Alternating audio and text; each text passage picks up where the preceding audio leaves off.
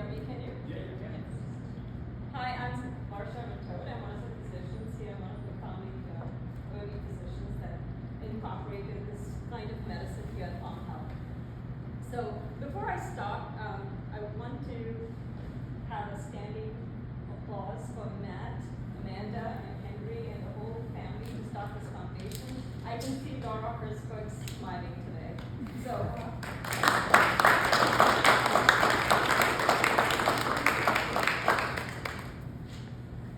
Thank you so much.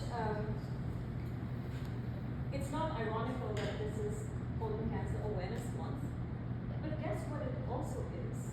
It's also National Nutrition Month. Other than genetic causes for colon cancer, nutrition is by far the most important prevention strategy for the prevention of colon cancer, especially a high fiber, mostly plant-centered diet will prevent colon cancer.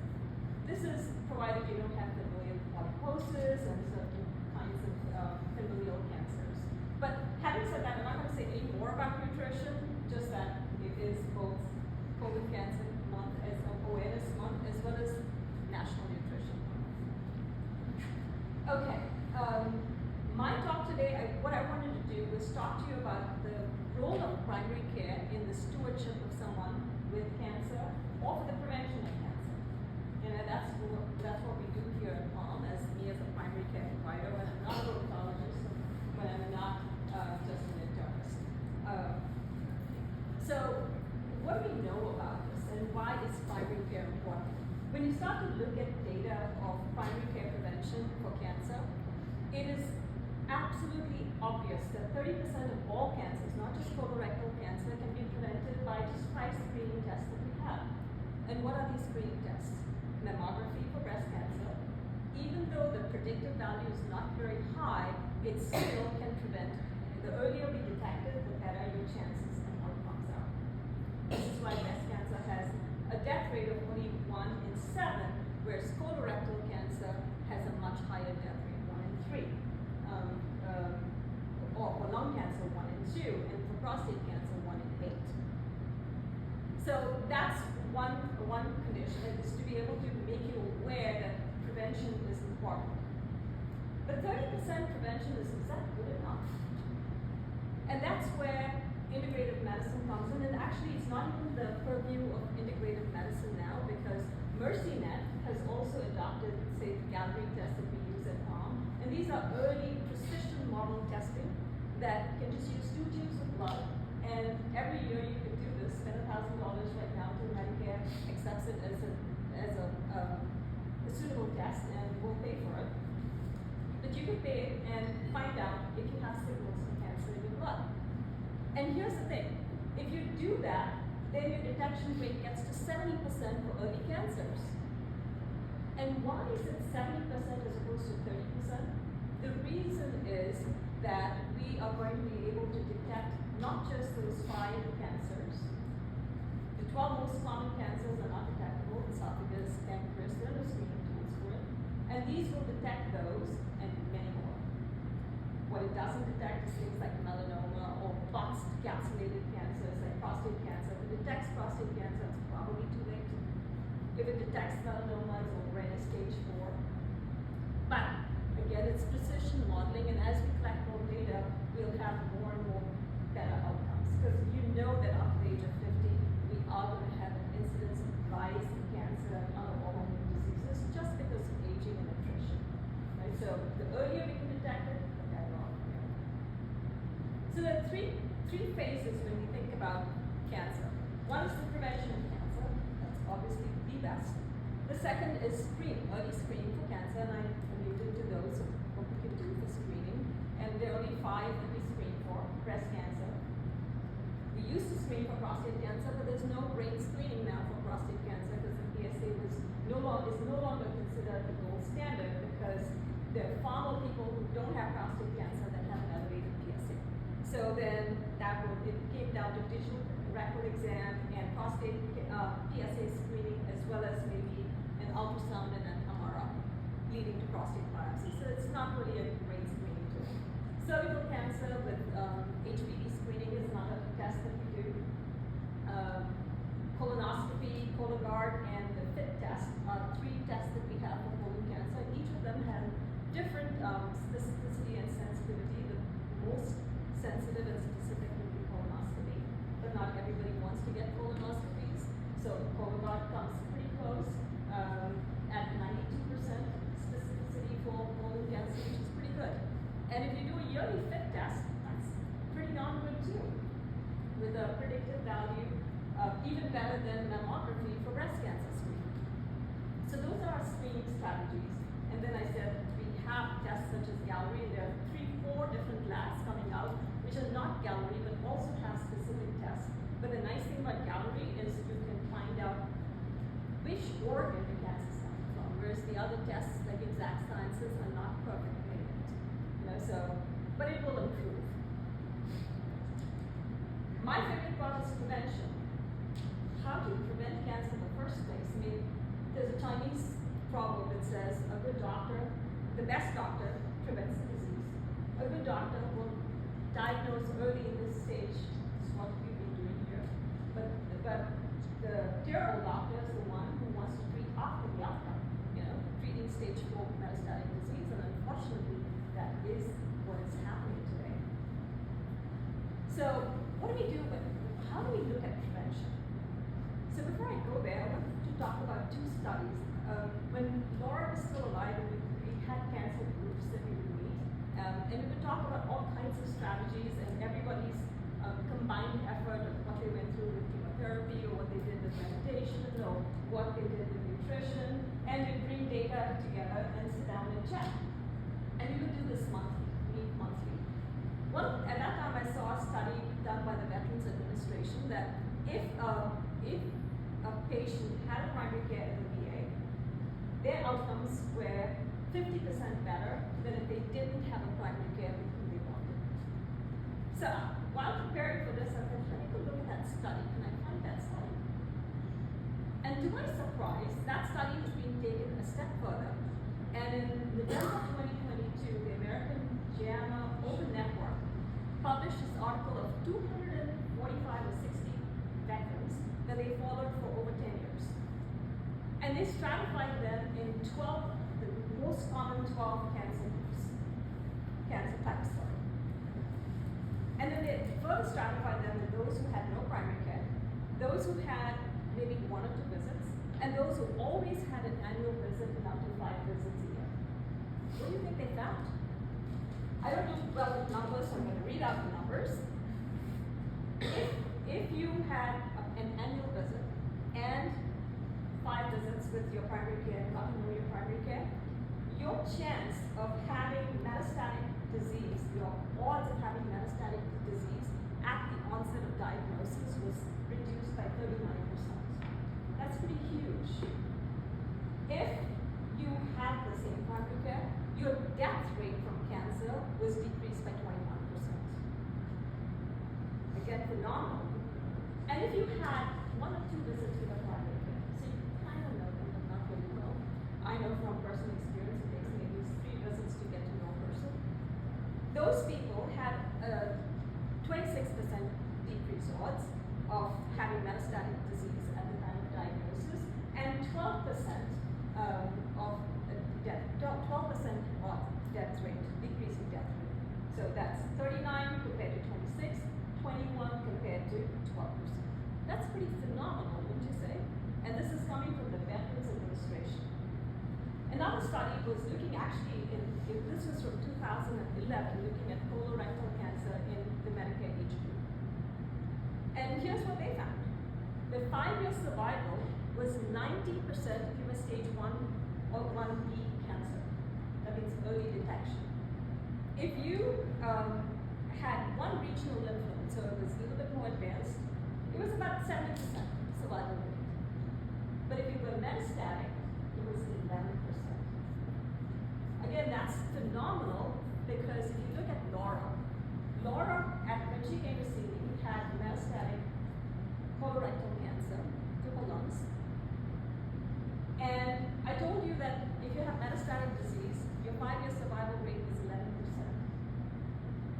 She lived for 11, going on almost 12 years. That is phenomenal. And that cannot happen without good preventive care and stewardship of primary care. To have someone work with you with anything you need to work on, whether it be faith, whether it be nutrition, whether it be what's happening in your community, what your love and goals are, that is so important to be heard. Many of our visits would be just sitting and chat. People think it's wasteful, but it's not wasteful. The more you get to know your primary care and your primary care knows you, the better you treat the person. The person becomes a human in front of you, not a person with cancer. And that's the difference between using integrative models as opposed to using just medicine. Science is not exact. Medicine is an art where you combine science and the art of knowing the person. In other words, we never treat a disease. We treat the person that has the disease. And that makes a huge difference. So that's all I have to say. And then one last thing is, what happens if you already have been diagnosed with cancer and you're on chemotherapy or on radiation? Can we help? That's the area that's requiring the most research, and it's very hard to find data there.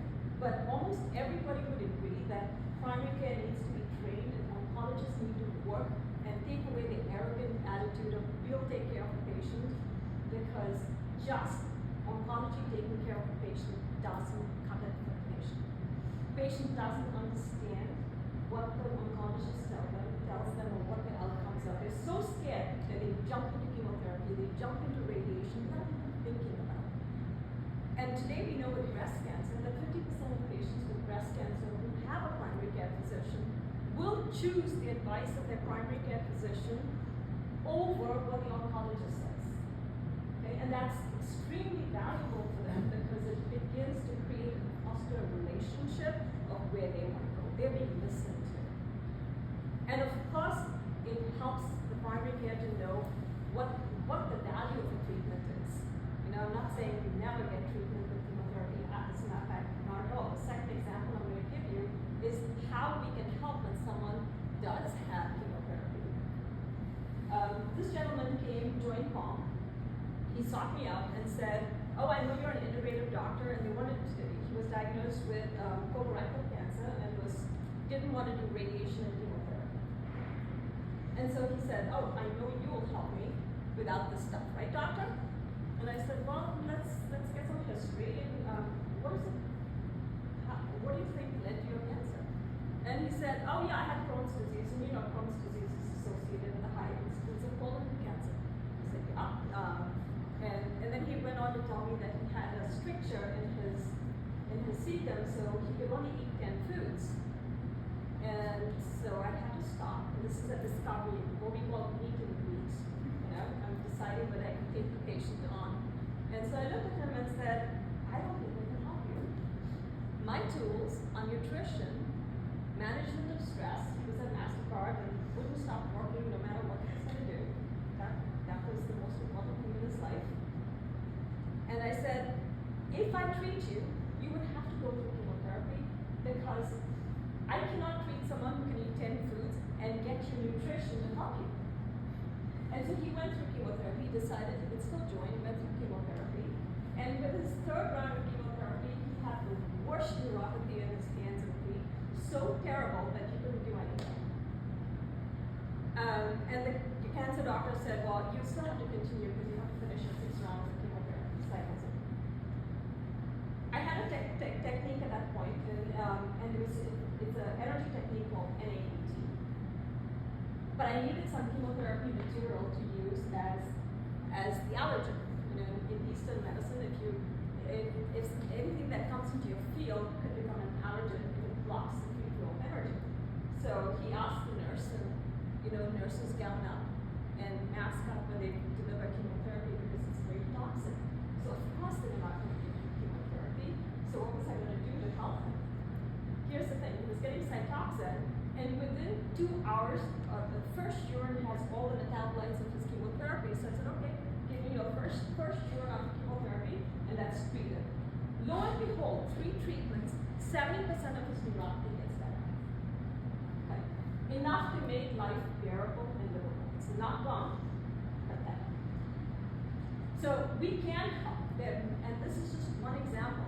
There are so many examples of what nutrition you can use, what kind of food we can give you, where you need to take rest. Can you take some time off work for a while when you're undergoing chemotherapy or anything that's just so draining and taxing to you?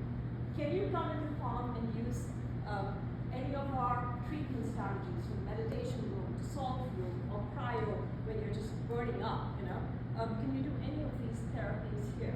And that's what we're here for. And that's one of the things that integrative care can help provide that regular care cannot. And I think it's coming. It will come. The physician of the future will have to change to meet the needs of everybody that they need to take care of, because you all won't stand for it. I won't stand for it for myself. So with that, I end. And if there are any questions, I'll be happy to take them.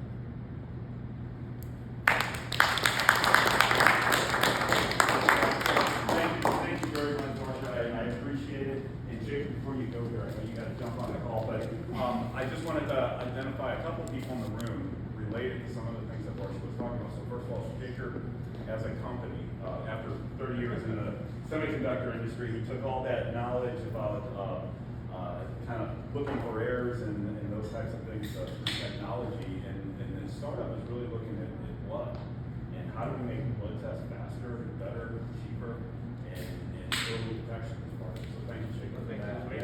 Yeah, appreciate that. Yeah. Also, we have Chris Goodson here, who Varsha talked about the importance of nutrition. Chris is the CEO at Field Foods, and one of his commitments is especially how do we bring in organic food in certain areas that necessarily don't have access to organic food very often, right? And so, Chris, thanks for being here as well. Thank you, man. Yeah. And last but not least, Louise Probst is here, who is the executive director for the Midwest Health Initiative. And Louise is absolutely, and her organization just does incredible things in terms of really looking at healthcare outcomes and how can we make healthcare not only more effective, but also more affordable in many ways. And so, one of the studies I alluded to before that Louise is sponsoring is early detection of lung cancer here in Missouri. So Louise, thank you for being here. Varsha, the one thing I will say is in my entire life, I've only known one doctor who did house calls, and that is Varsha. So everything she said I can attest to. She is very, very committed to her patients. So thank you for being here tonight, for the presentation. Thank you. Guys, let's just have fun. So thanks.